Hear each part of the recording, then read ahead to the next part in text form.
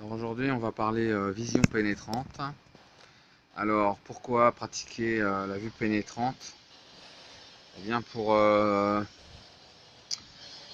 regarder un peu cet ego qui nous accompagne durant toute notre existence. Cet ego qui vient se mêler un peu de nos décisions, de nos choix, qui vient s'interposer dans nos émotions. Alors déjà, regarder son ego, s'intéresser à lui, déjà ça permet de prendre de la distance par rapport à son ego, prendre du recul par rapport à toutes ces réactions, on va dire de survie, d'insécurité, puisque l'ego fonctionne comme ça en fait, comme il fonctionne avec la peur en fait, la peur de manquer, la peur de mourir. Eh bien, il va s'attacher, eh bien, des façons de penser,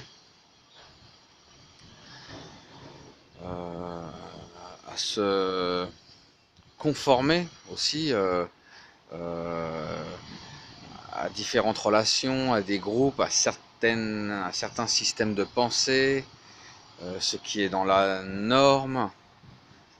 Et dans le fond, en se conformant à ces règles, eh bien, ça nous donne ça nous rassure sur notre survie finalement, puisque nous nous rapprochons eh bien, des autres et, euh, et donc quelque part nous ne sommes pas nous-mêmes en fait.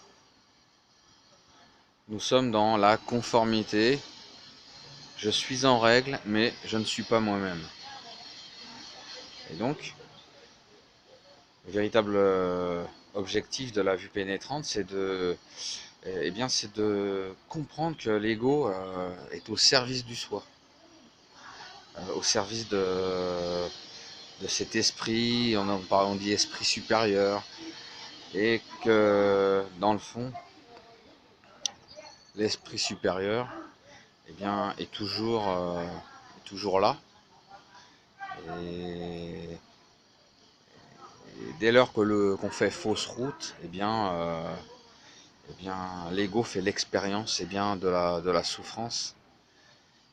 Et la souffrance, elle est inévitable tant que déjà nous ne sommes pas éveillés à notre nature véritable, notre véritable nature. On doit savoir qui finalement, qui est le patron. Quelle est la véritable hiérarchie dans notre être. L'ego a toujours été au service de cette nature de l'esprit. Et dès lors que nous sommes inconscients à cette nature, à cette réalisation, eh bien, nous fonctionnons tout simplement de manière automatique, un peu comme des animaux.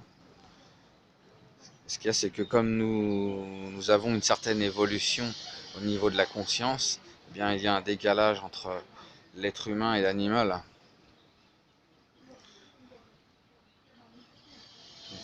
Nous avons un incroyable potentiel, mais cet ego, à un moment donné, il faut le remettre à sa place dans la hiérarchie. Et donc la vue pénétrante, ça va permettre eh bien, d'inverser les rôles, les vrais rôles.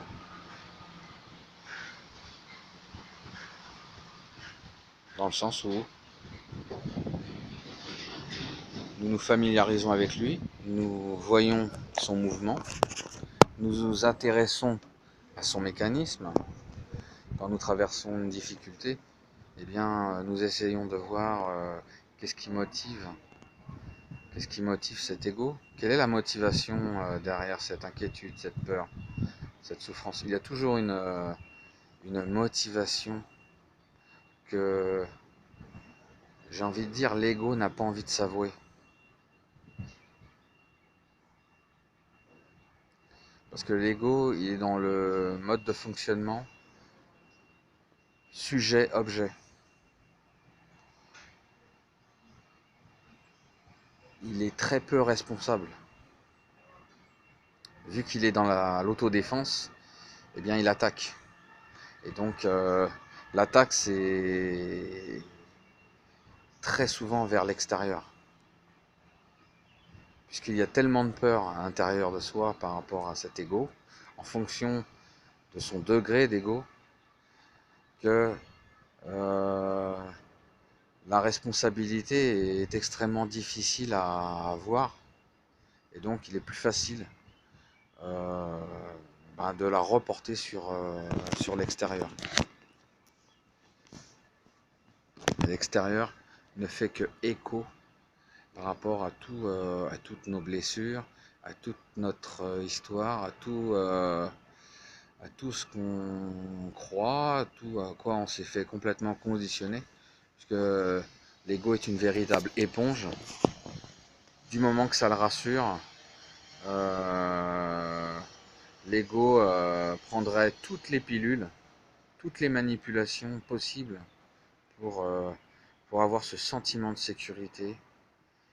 Et, et dans le fond, c'est pas vraiment ce dont nous aspirons. Dès lors que nous cherchons à nous délivrer de la souffrance, eh bien, quelque part, il y a cette part en nous euh, qui veut réellement reprendre les rênes. Pour ça, on doit développer son attention, devenir attentif à soi, apprendre à faire connaissance, et bien aussi avec sa véritable nature. Alors pour ça, il n'y a aucune technique. Il y a des techniques pour calmer le mental. Mais pour la réalisation du soi, c'est la paix de l'esprit.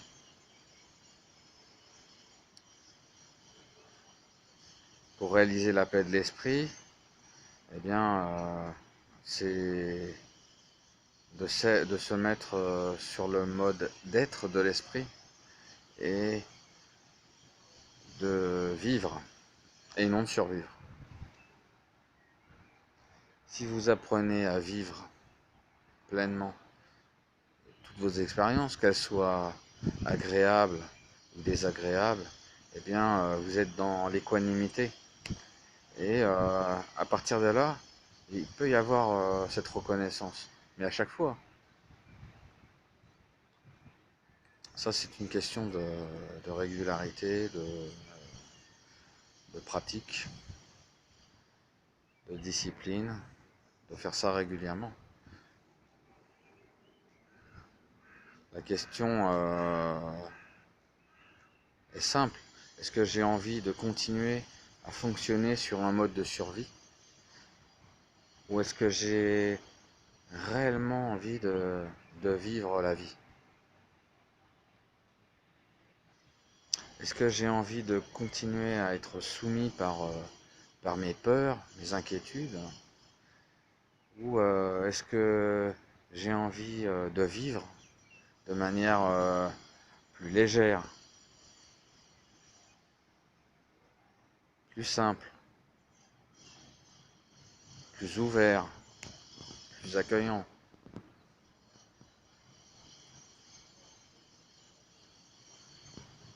Alors on a tout de suite la réponse, hein.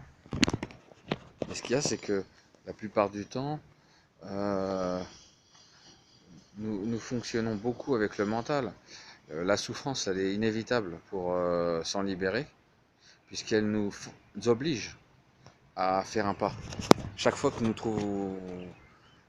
nous avons une difficulté, nous allons essayer de chercher une réponse, que ce soit dans un livre, dans un blog, Internet, Google. Donc quelque part, la souffrance, euh, elle est un moteur.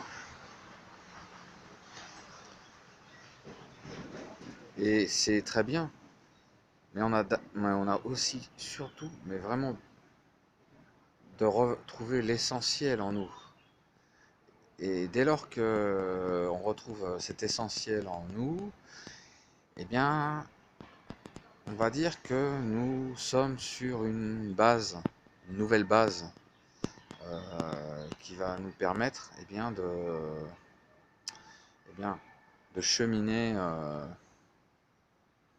d'une manière correcte.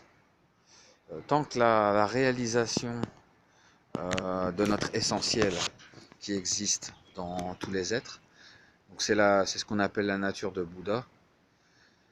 La nature de Bouddha, elle est chez tout le monde en fait. Elle existe chez tout le monde. Donc, c'est à partir de là qu'on peut vraiment évoluer. Tant qu'on reste sur de l'intellect, on met toute notre hiérarchie sur le mental, donc sur l'ego. Et le problème, c'est que nous sommes toujours en réaction par rapport à nos altercations quotidiennes avec les autres. Et puis, il y a aussi beaucoup de frustration. Il est vrai que si tout le monde avait un livre de développement personnel et que tout le monde faisait de la pensée positive, sur les 7 milliards d'individus, si les 7 milliards d'individus faisaient de la pensée positive, il est évident que peut-être on n'aurait pas besoin de méditer. Or, c'est pas le cas. Donc même si vous faites de la pensée positive, eh bien, si quelqu'un n'est pas satisfait de vous, si vous avez quelqu'un qui ne répond pas à vos attentes, eh bien, vous êtes toujours tiraillé par votre ego, donc parce que l'ego, vous l'avez encore placé au niveau de la hiérarchie, au niveau mode PDG. Bah, l'ego, il faut qu'il redescende un petit peu. Et pour ça, il faut faut trouver le patron, quoi. Voilà. Le patron, c'est la nature de l'esprit. C'est celui qui remet tout en ordre. C'est celui qui permet les idées, les prises de conscience, euh, l'attitude juste, la manière la plus appropriée, le gagnant-gagnant. Donc, retrouver l'essentiel en nous, c'est vraiment un point de départ vraiment important.